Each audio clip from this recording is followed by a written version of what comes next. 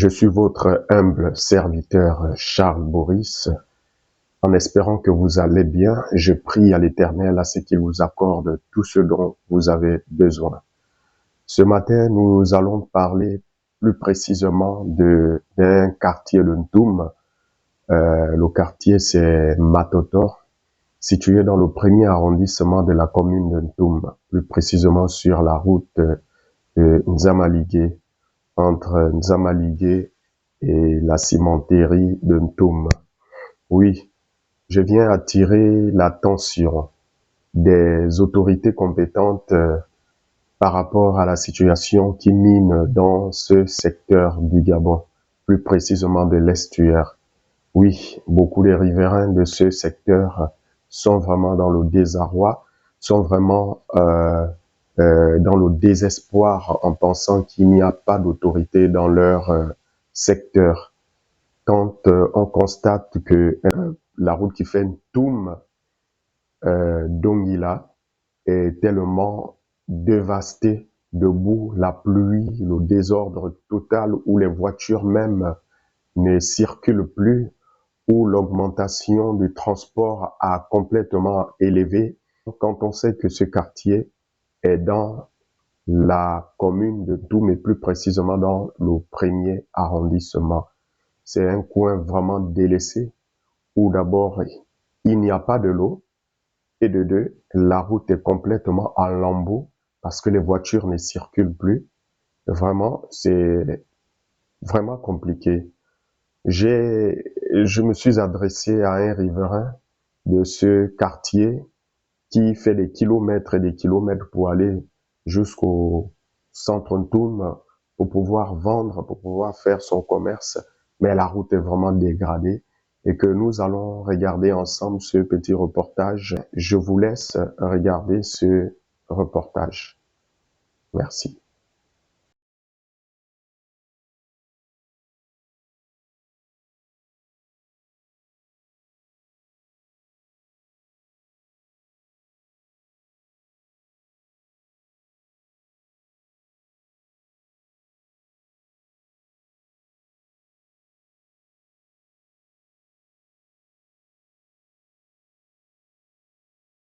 Oui, c'est la route de Matoto comme ça, jusqu'à Dongila, c'est comme ça que nous vivons ici. Et pourtant, c'est une route que je crois que le grand cimetière maintenant de l'estuaire, c'est ici à Matoto. Rien que pour ça, si vraiment on peut penser à cette route et les habitants d'ici. Je crois aussi que si on regarde le marché d'Ntoum, le Dongila, Matoto, Zamaligé et comment on appelle le Tchad fournit vraiment les produits agricoles. Et regardez, nous avons les enfants qui vont à l'école si loin d'Ntoum. Regardez, je crois que la nouvelle équipe qui est là maintenant va penser vraiment aux habitants de Matoto, Tchad, Zamaligé et Dongila. Avec tout ça, depuis le matin, la voiture n'est pas passée.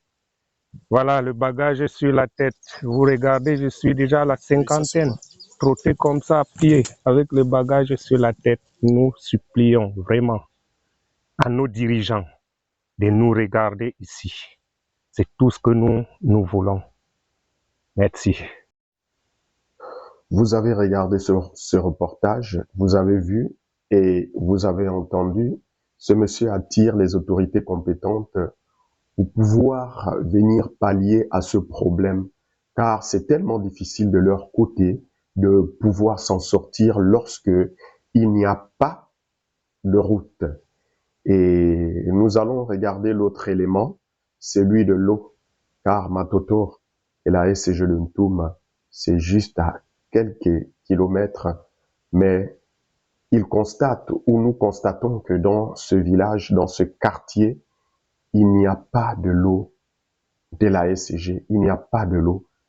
Ce qui veut dire que lorsqu'il y a des pluies, comme en saison de pluie, c'est là où ils partent dans des rivières aller récolter de l'eau. Et lorsqu'il n'y a pas de pluie, en période de saison sèche, c'est compliqué pour eux de pouvoir boire de l'eau, de pouvoir trouver de l'eau. Ils font des kilomètres en kilomètres pour pouvoir récolter de l'eau. Quand on sait que la route est comme elle est en ce moment, et c'est vraiment compliqué. Et regardons ensemble et écoutons ce que ce monsieur dit. Est-ce qu'il y a l'eau ici, de l'eau à boire, de l'eau potable? Merci, parce que je croyais que c'est parce que je suis sur la route que vous me posez la question. Ça, c'est encore un autre grand souci des habitants d'ici. C'est au moment où la pluie vient ici, maintenant là, que nous on boit l'eau. Au moment qu'il n'y a pas les pluies.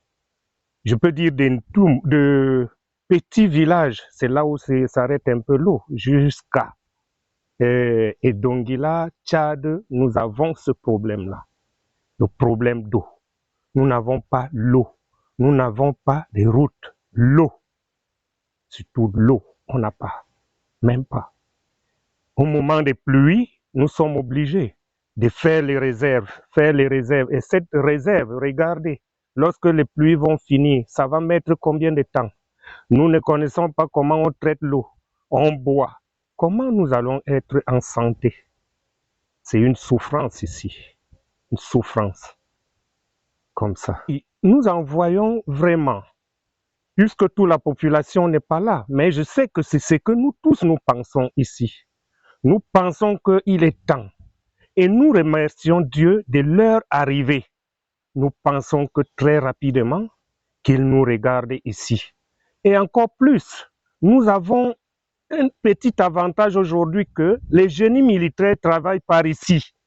S'ils peuvent, avec l'ordre du patron, quand même de racler un peu, de nous mettre ou le gravier, ou je ne sais pas comment on appelle, dans les bourbiers là.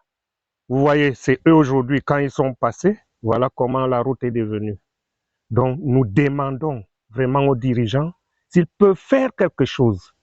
Parce que voilà, depuis le matin, aucune voiture. Regardez les petits-enfants qui viennent à pied. C'est comme ça aussi que la pluie arrive, les documents se mouillent, machin, truc, parce qu'il n'y a pas la route, pas de voiture.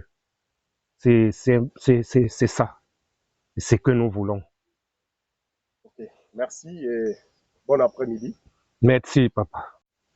Nous avons regardé l'élément et merci encore pour tous ceux qui ont suivi cet élément.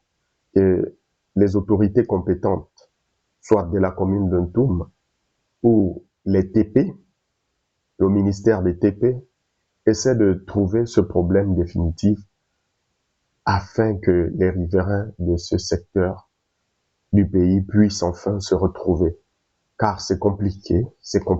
Quand ça ne va pas, il faut attirer l'attention des autorités. Merci encore et que agréable journée à tous.